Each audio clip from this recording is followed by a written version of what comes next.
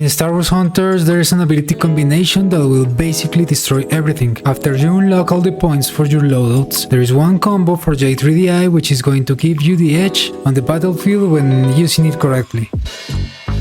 Star Wars Hunters being a 4 vs 4 game means every hunter counts, and if you instantly defeat one of them, then the enemy team will be at a disadvantage already. This is why the fog pull and overhead slam combo is a devastating attack that can turn the tide of many battles when used correctly.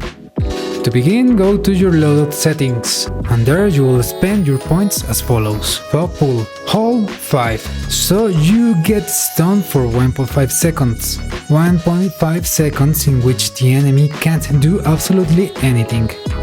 Deflecting stance, whatever you prefer on 3, although I'll go for readopt since it is a lot more flexible and usable in more situations. It can block the same types of damage, but it will always give you a repair part for each 50 damage. And you can also deflect blaster bolts back into the enemy for the same damage. That means, if you've got an Utooni on the enemy team, you can deflect his pulse blaster for 55 into his own team.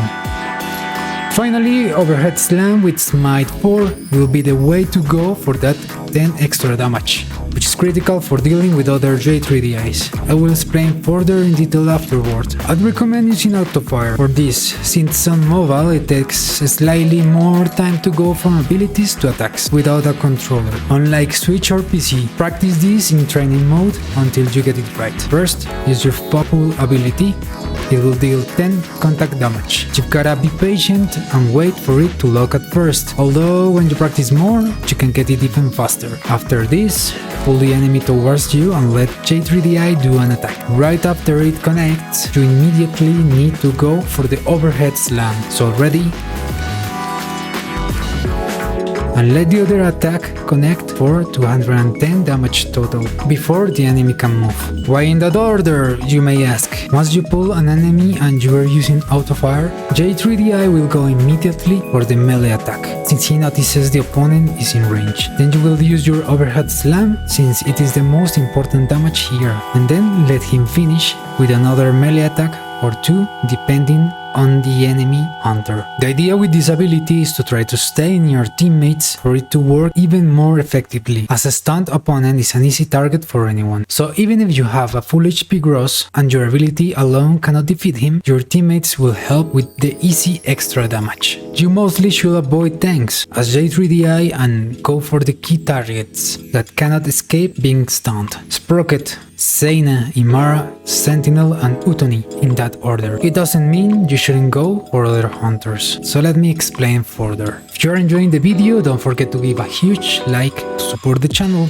and subscribe if you're enjoying the content. How does this work on specific hunters? For Rieve, if she's using the escape loadout, wait for her to use it first and then lock and do the combo, but you will just need your first 3 hits.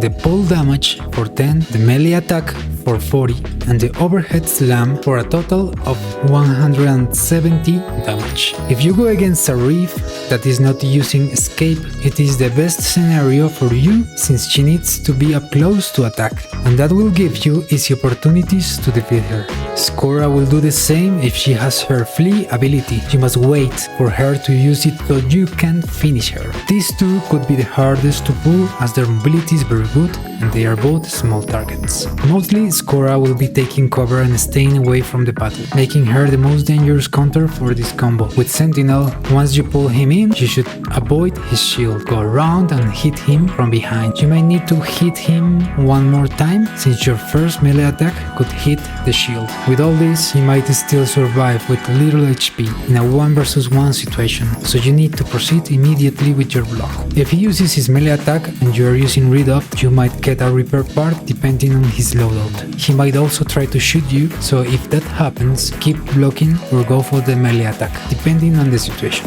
Imara is a hunter, you should surprise using this attack. since she usually takes cover and deals damage from far away, but once you get her, it's game over. It works similarly with Utooni, although if you can, try pulling them when they don't have the extra defense from their Skora loadout. It will work better, although if you take them on with extra defense, you might be able to still deal 147 damage to them. Same works with Sprocket and his defense buff, although he will be an easier target to pull because of the size difference compared to other hunters.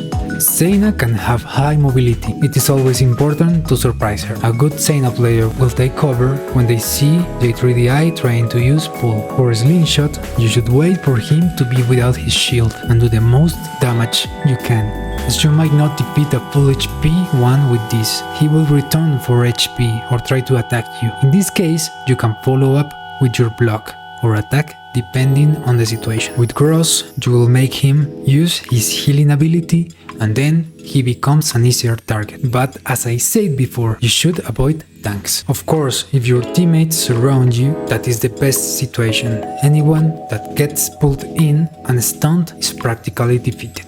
With other J3DIs, you might be able to do the combo and defeat him. If you land another melee attack immediately after, if he doesn't get healed by his parts before. Having the enemy on such little HP will give you the immediate edge anyway. Other important tips for this combo are: you don't need to use your overhead slam always, it will really depend on the enemy's HP. Don't waste your abilities needlessly, as they can turn the tide of a match. You could use your overhead slam without the pull and vice versa, depending on the situation. You should learn to adapt to every change in the match. The range from Hall 5 is bigger than you expect. Use it to surprise opponents. This combo is amazing at countering ultimates, especially those from J3DI, Slingshot and Grozz. Finally, I will talk about the downsides of this combo. As I said before, Skora is the most dangerous here. She will take cover and distance from you. So when you try to pull her, she can mostly escape your pull if you don't time her abilities correctly, which is hard in the middle of the battle. Also, when you try to pull another enemy, she might use her steam shot and save them, making your damage almost obsolete. Good healers in general will stop you from completing your task if they manage to heal the cracked opponent at the right time depending on the situation. It can also be countered by Sprocket's drone defense. Pushes and stunts can mess up your combo.